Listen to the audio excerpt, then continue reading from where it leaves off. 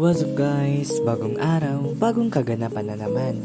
So for today's video, syempre pa aesthetic feels tayo ngayon habang pinapanood nyo akong ikram yung mga activities ko na dapat tinapos ko na last week pero dahil tamad ako, syempre ngayon ko palang gagawin.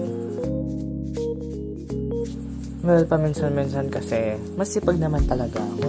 Mataas yung energy kong gumawa ng mga activities. Pero at some point or kadalasan talaga sa aking buhay, mas pinipili ko na lang humiga and magpahinga. Pero yung rason doon is minsan nadre-drain talaga ako sa mga activities na binibigay on the spot sa school or other responsibilities ko habang nasa school ako, and kapag nasa bahay na ako, wala na akong energy ipagpatuloy yung iba kong take-home activities. So dito nga yung ginagawa ko ay yung photojournalism activity ko na binigay pa kamakailan. Yung rason pala dito kung bakit medyo late ko siyang ginawa, hindi dahil sa tamad ako or anything, pero yung target na subject ko dito is mga basura, and focus siya sa Black Saturday, di ba kakatapos lang ng ating Holy Week, and tinaon ko talaga kasi dito sa amin kapag Black Saturday madaming nag-a-outing sa may dagat, and kadalasan naiiwan nila yung mga basura nila. So yun yung tinarget ko na i-focus sa subject na ito or sa activity na ito. Siyempre, dahil nga kinakarir ko dito yung pagiging creative sa pag-video, siyempre meron tayong overhead shots dyan. Kahit na medyo alanganin na yung pwesto ng camera ko that time, tinuloy ko pa rin yan para naman na maganda yung view habang nagtatype ako dito ng kung ano-ano, diba? So, ayan, kitang-kita naman siguro sa aking mga mata na medyo namumula na kasi medyo matagal na yung pagtitig ko sa screen. And hindi lang naman kasi ito yung inaasikaso ko, kundi pati yung setup ko habang nag-video ako. Syempre, mahirap yung behind the scene nito.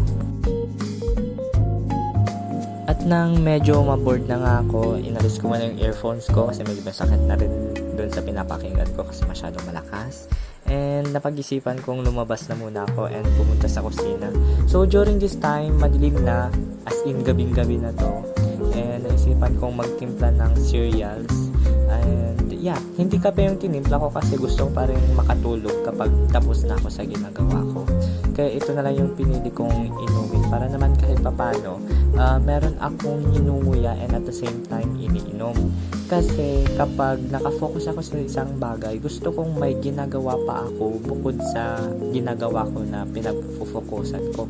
Kasi minsan parang sobrang naboboard yung utak ko kapag iisang bagay lang yung ginagawa ko.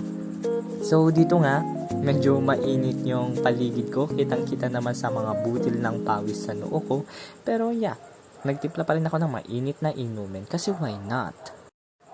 And ayan, sa shot nga na ito ay, yeah, dito pinakita ko na yung ginagawa ko talaga, which is photojournalism nga, gaya ng sabi ko. And by the way, baka nagtataka kayo bakit meron akong gantong activity.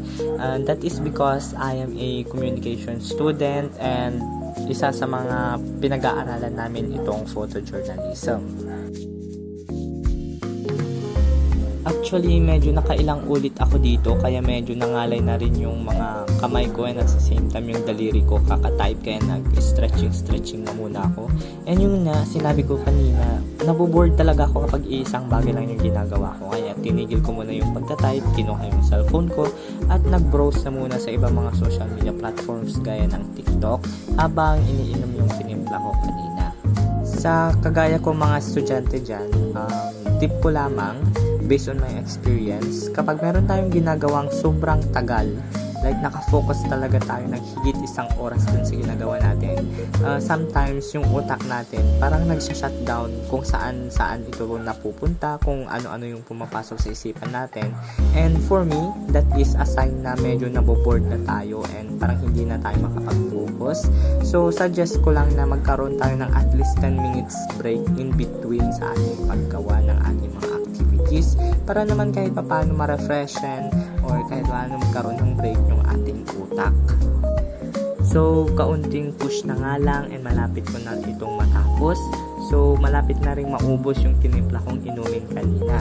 And after ko ngang matapos, ma-check yung grammar ng ginawa ko, kung satisfied na ba ako, ay isinave ko na ito into a PDF file dahil ito yung requirement ng aming instructor.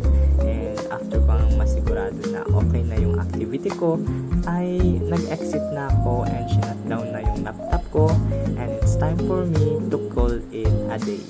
So yun lamang, salamat sa panunood!